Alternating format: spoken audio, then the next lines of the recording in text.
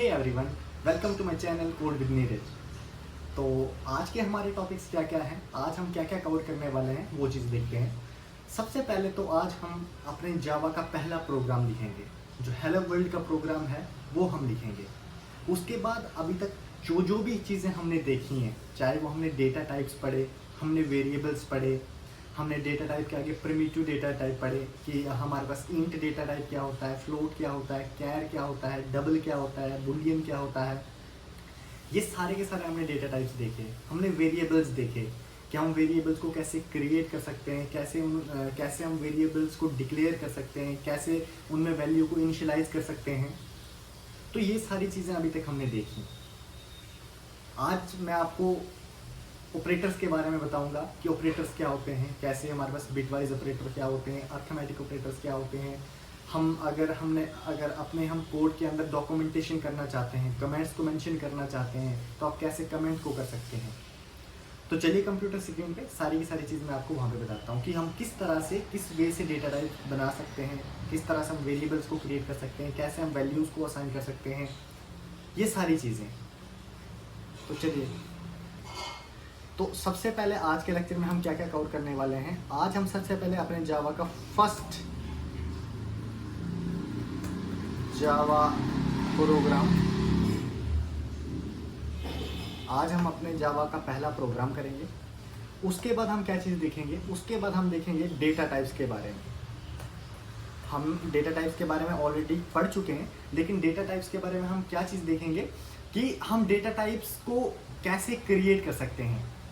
Data types के बारे में जो भी प्रैक्टिकल इम्प्लीमेंटेशन रहेगी वो मैं आज आपको बताऊंगा इस लेक्चर में। और उसके बाद मैं आपको क्या चीज़ बताऊंगा, वेरिएबल्स के बारे में। ये डेटा टाइप्स और वेरिएबल्स एक ही लेक्चर में खैर कवर हो जाएंगे। और उसके बाद मैं आपको कमेंट्स बताऊंगा कि कैसे आप जावा के अंदर कमेंट्स को कर सकते हो। और थोड़ा बहुत मैं एक एग्जाम्पल लेके ऑपरेटर्स के बारे में बता दूंगा कि हमारे पास ऑपरेटर्स क्या होते हैं, ऑपरेटर्स का क्या काम होता है जावा के अंदर। तो बेसिक सी जो भी हमारे पास चीज़ें रहेंगी, तो वो सारी की सारी चीज़ें मैं आज प्रैक्टिकली आपको करके दिखा दूँगा। ओके, तो आप अपने चॉइस का जो भी आप, चाहे इक्लिप्स आप यूज़ करना चाहते हो, चाहे VS कोड यूज़ करना चाहते हो, वो आप अपने अकॉर्डिंगली ओपन कर लीजिएगा। मैं सिंपली क्या कर दूँगा, मैं STS पे प्रोग्रामिंग करता हूँ, स्प्रिंग टूल सूट। तो जो भी आपका रहेगा, जो भी आप IDE को यूज़ करना चाहते हो, आप अपने IDE के अकॉर्डिंगली यूज़ कर सकते हो। मैं STS को यूज़ करूँगा, तो अगर आप भी STS को यूज़ करना चाहते हो तो आप अपने अकॉर्डिंगली कर सकते हो। तो सबसे पहले हमारे पास, हम SRC के अंदर एक नीरज प्रोग्राम्स करके मेरे पास ऑलरेडी एक पैकेज बना हुआ है। तो आप सिंपली क्या करेंगे, एक न्यू क्लास को क्रिएट कर दो और क्लास का नाम आप लिख दो हेलो वर्ल्ड, और सिंपली आप क्या कर दो, फिनिश पे क्लिक कर दो। देखिए, तो आपके पास क्या हो गया, आपके पास नीरज प्रोग्राम करके एक पैकेज क्रिएट किया हुआ है मैंने, और उसके अंदर आपने हेलो वर्ल्ड की class. I just want to add one more thing कि जो भी हमारे पास, जिस भी क्लास के पीछे, जो भी हमारे पास at the end dot Java file जो भी रहती है हमारी, जो भी फाइल हमारे पास, जिस फाइल का भी एक्सटेंशन डॉट जावा करके होता है, वो हमेशा हमारे पास क्लास रहती है। ठीक है जी। तो अभी हमारे पास हेलो वर्ल्ड करके एक क्लास है। तो इसके अंदर हम क्या कर सकते हैं, सबसे पहले हम मेन मेथड बनाएंगे। मेन मेथड कैसे बनेगा, public static void main string args, और इसके अंदर आप simply system dot out dot print ln, और इसके अंदर आप कुछ भी दोगे तो वो आपके कंसोल पे आपको दिखेगा, हेलो वर्ल्ड। क्लियर। अब ये क्या चीज़ है, अब आप Ctrl+S से आप अपने प्रोग्राम को सेव कर सकते हो। क्लियर। अब ये क्या चीज़ है, ये हेलो वर्ल्ड आपके पास क्लास है, हेलो वर्ल्ड नाम की आपके पास एक क्लास है, नीरज प्रोग्राम करके एक पैकेज है। ये चीज़ क्या है, पब्लिक स्टैटिक वॉइड मेन, ये आपका मेन मेथड है। मैंने आपको बताया था JVM के बारे में। अगर आपने नहीं देखा मेरे प्रीवियस लेक्चर, तो आप प्लीज़ पहले पुराने लेक्चर्स को देख लीजिए, उसके बाद आप इस लेक्चर पे आइए। पब्लिक स्टैटिक वॉइड मेन जो है ये आपका मेन मेथड है। सर ये मेन मेथड करता क्या है, यहाँ से हमारे जावा का प्रोग्राम एग्जीक्यूट होता है, यहाँ से शुरू होता है एग्जीक्यूशन प्रोसेस हमारे पास। यानी कि जेवीएम के पास सबसे पहले ये जो एंट्री पॉइंट होता है हमारे प्रोग्राम का, वो क्या रहता है, वो हमारे पास मेन मेथड रहता है। चाहे आप छोटे से छोटा प्रोजेक्ट क्रिएट कर रहे हो, छोटा से छोटा एक कोड लिख रहे हो, आप प्रोग्राम क्रिएट कर रहे हो, या बड़ा प्रोजेक्ट क्रिएट कर रहे हो, उसके अंदर आपके पास मेन मेथड होगा ही होगा।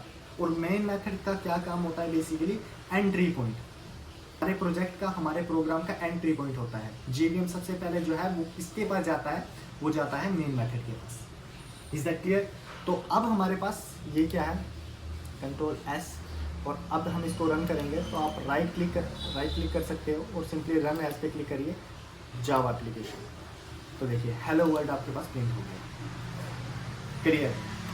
आप STS को यूज़ करिए या इक्लिप्स को यूज़ करिए, बात बिल्कुल सेम है। बिल्कुल सेम आपके पास इनका हमारे पास जो भी रहता है, दोनों आपके पास जो है वो सेम रहेंगे। चाहे आप इक्लिप्स करो, चाहे आप STS करो, IDE से कोई भी फ़र्क नहीं पड़ता है। आप अपने जो भी आपके ईज़ के अकॉर्डिंगली आप अपना IDE चूज़ कर सकते हो। ठीक है जी। तो अभी तक एडजस्ट हो कि आपको ये समझ में आ गया होगा कि आप हेलो वर्ल्ड को कैसे प्रिंट कैसे करवा सकते हो। उसके बाद अब ये system.out.println क्या है, व्हाट इज़ दैट?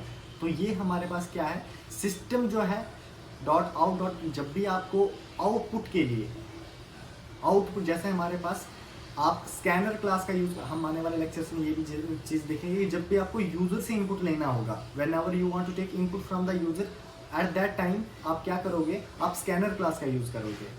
ठीक है जी।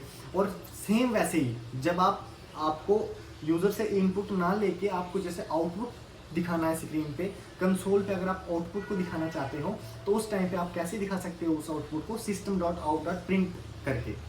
LN का बेसिकली मतलब है नेक्स्ट लाइन के लिए, कि वहाँ पे लाइन ब्रेक हमारी होती है।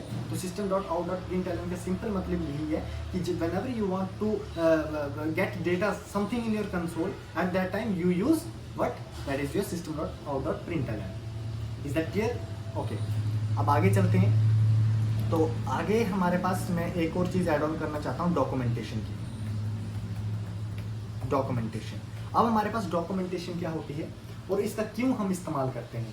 तो सबसे पहले डॉक्यूमेंटेशन, या मैं कह सकता हूँ और कमेंट्स, कि आप अपने जावा के प्रोग्राम्स के अंदर क्या कमेंट्स को मेंशन कर सकते हो, कमेंट्स को डाल सकते हो। अगर डाल सकते हो तो कैसे डाल सकते हो, अगर डाल सकते हो तो कैसे डाल सकते हो, और इसका यूज़ क्या है, why we use comments in our Java programme.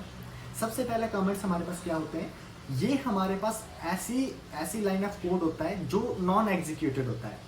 मतलब कि ये हमारे प्रोग्राम के अंदर हो या ना हो, फर्क नहीं पड़ता, लेकिन ये हम अपने ईज के लिए मेंशन करते हैं। लाइक सपोज हम एक प्रोजेक्ट पे काम कर रहे हैं और उस प्रोजेक्ट पे 5 डेवलपर्स काम कर रहे हैं। क्लियर? और प्रोजेक्ट काफ़ी बड़ा है, तो हमारे पास क्या होगा, कोड भी हमारे पास ऑब्वियस सी बात है बहुत बड़ा रहेगा।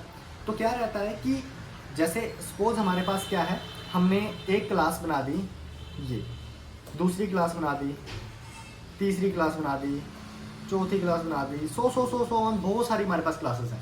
क्लियर? हमारे पास बहुत सारी क्लासेस हैं, और वो जो हमारे पास बहुत सारी क्लासेस हैं, तो उससे हो क्या रहा है, क्या हो रहा है उससे हमारे पास कि टाइम, अंडरस्टैंड, कि कमेंट्स हम मेंशन इसलिए करते हैं कि सपोज अगर मैंने एक क्लास बनाई है और मैंने उस क्लास के अंदर एक अलग चेंज कर रखा है, फिर मैंने दूसरी क्लास बनाई है, उसके अंदर मैंने अलग से चेंज कर रखा है, तीसरी क्लास बनाई है, मैंने उसमें अलग से चेंज कर रखा है।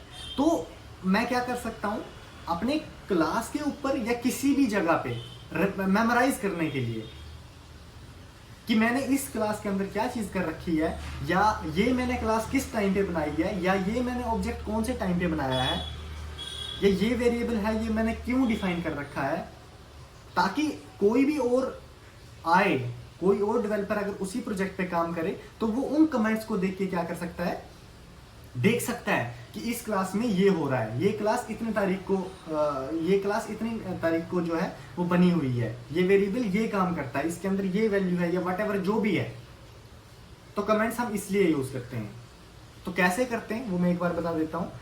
आप अगर सिंगल लाइन अगर आपने कमेंट करना है, सॉरी माय बैड, अगर आपने सिंगल लाइन कमेंट करना है तो आप इस तरह से कर सकते हो, this is single line comment, this is single line comment, clear. और अगर आपने जैसे सपोज मल्टी लाइन कमेंट करना है तो आप कैसे कर सकते हो, सॉरी, और इन दैट मैन,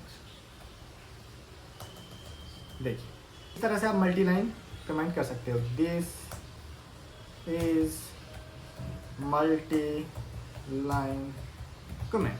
और अगर हम अपने प्रोग्राम को अब रन करें तो देखते हैं कि क्या हमारे प्रोग्राम में कोई इशू आ रहा है कमेंट्स की वजह से।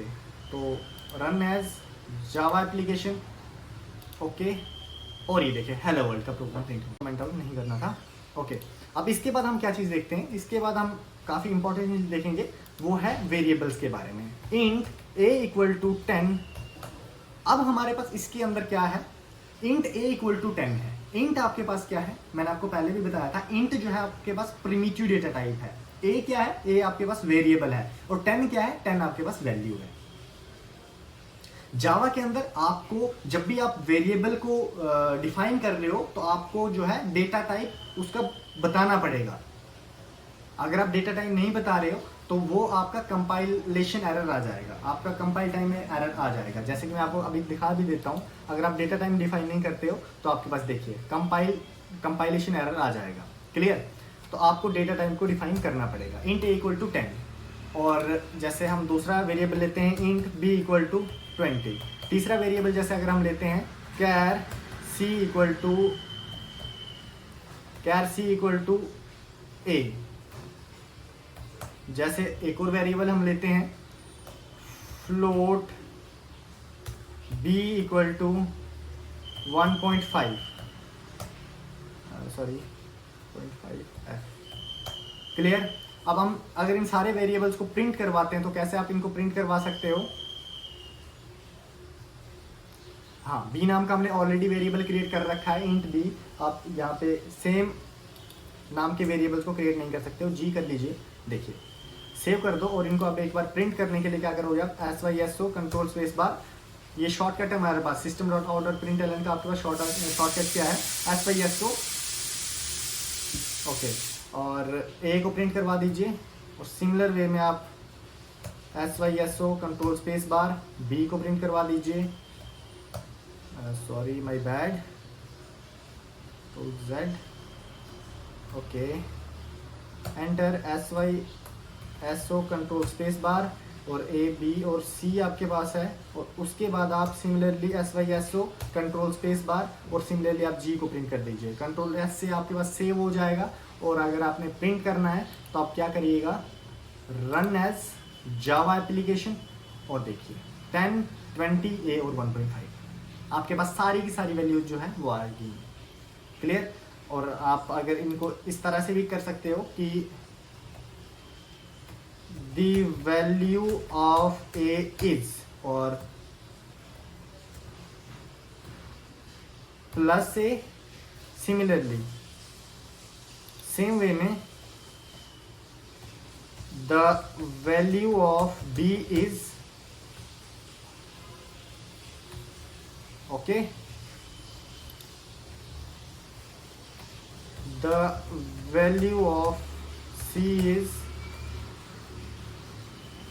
और plus c, and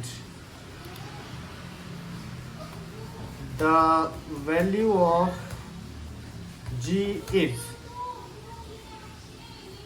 okay. Control s से सेव कर दीजिए, और यहाँ से आप प्रोग्राम को रन कर सकते हो, run as Java application, Java application, और देखिए 10, 20, a और 1.5, आपके पास सारी की सारी वैल्यूज जो है वो आएगी, क्लियर। और आप अगर इनको इस तरह से भी कर सकते हो कि the value of a is, और प्लस a, सिमिलरली वेरिएबल है उसका डेटा टाइप हमारे पास इंट है, फिर कैर है, फ्लोट है, सिमिलरली आप डबल या बुलियन आप अपने हिसाब से डेटा टाइप्स को भी यहाँ पे मेंशन करा सकते हो। क्लियर। अब डेटा टाइप का हम कैसे चेक करते हैं कि कोई भी वेरिएबल का डेटा टाइप क्या है, उसके लिए अलग से है, वो आने वाले लेक्चर में हम देख लेंगे। तो अभी के लिए हमारे पास ये है। अब उसके बाद हम थोड़ा सा ऑपरेटर के बारे में देख लेते हैं और सिंपल सी एक एग्जांपल लेके। तो एग्जांपल हम क्या ले लेंगे, इसको सबसे पहले कमेंट आउट कर लेते हैं। कंट्रोल स्पेस बार से हमारे पास कमेंट आउट हो जाएगा। अब हम आगे देखते हैं। सबसे पहले आप क्या हम देखने वाले हैं किसके बारे में, ऑपरेटर के बारे में। और एक एग्जांपल के साथ देखते हैं कि int a equal to 100, clear, int b equal to 500 और int c equal to a plus b। और सिंपली हम syso control space bar system dot out dot println करेंगे और क्या प्रिंट करवा देंगे, c को प्रिंट करवा देंगे। तो लेट्स सी कि हमारे पास क्या आउटपुट आता है। Run as Java application. तो देखिए आपके पास आउटपुट क्या आ गया, 600। तो ये हमारे पास ऑपरेटर्स के बारे में हम अगले लेक्चर में डीप डाइव करेंगे कि हमारे पास ऑपरेटर्स क्या होते हैं, कितने टाइप्स के होते हैं, वो सारी चीज़ें हम आने वाले लेक्चर में बड़ी डीप डाइव करेंगे। लेकिन अभी के लिए आप ऑपरेटर्स को एक एग्जांपल के माध्यम से समझ सकते हो कि हमारे पास जैसे ये हमारे पास बिटवाइज ऑपरेटर होता है, अर्थमेटिक ऑपरेटर होता है, लॉजिकल ऑपरेटर होता है, क्लियर। तो ये सारे टाइप्स के हमारे पास ऑपरेटर्स होते हैं।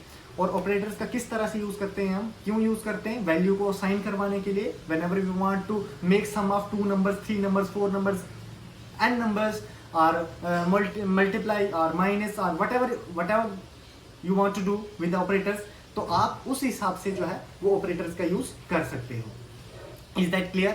और उसके बाद अगर whenever you want to take input from the user, तो एक एग्जांपल हम उससे भी ले लेते हैं कि जब आप इनपुट से यूजर से इनपुट लोगे तो उस केस में ऑपरेटर्स का क्या काम होता है। छोटी सी एग्जांपल वो भी ले लेंगे हम। तो यूजर से इनपुट लेने के लिए मैं दोबारा से एक और बार रिपीट कर लेता हूँ। स्कैनर क्लास का हम यूज करते हैं scanner s equal to new scanner system dot in, clear. Int n equal to s dot next int, क्योंकि हम इंटीजर वैल्यू को ले रहे हैं, क्लियर। यहां पे आप लिख सकते हो syso कंट्रोल स्पेस बार enter first number, enter first number, clear. syso यहां पे लिख लो आप एंटर सेकंड नंबर। और सेकंड नंबर के लिए आप वेरिएबल क्या ले लोगे, इंट आप j ले लो, j equal to s dot next int, clear. उसके बाद सम के लिए आप क्या करोगे, इंट सम इक्वल टू क्या होगा सम का, n plus J, sorry my bad, j। और सिंपली आप प्रिंट करवाओगे तो कैसे प्रिंट करवाओगे, system dot out dot println system dot the value of,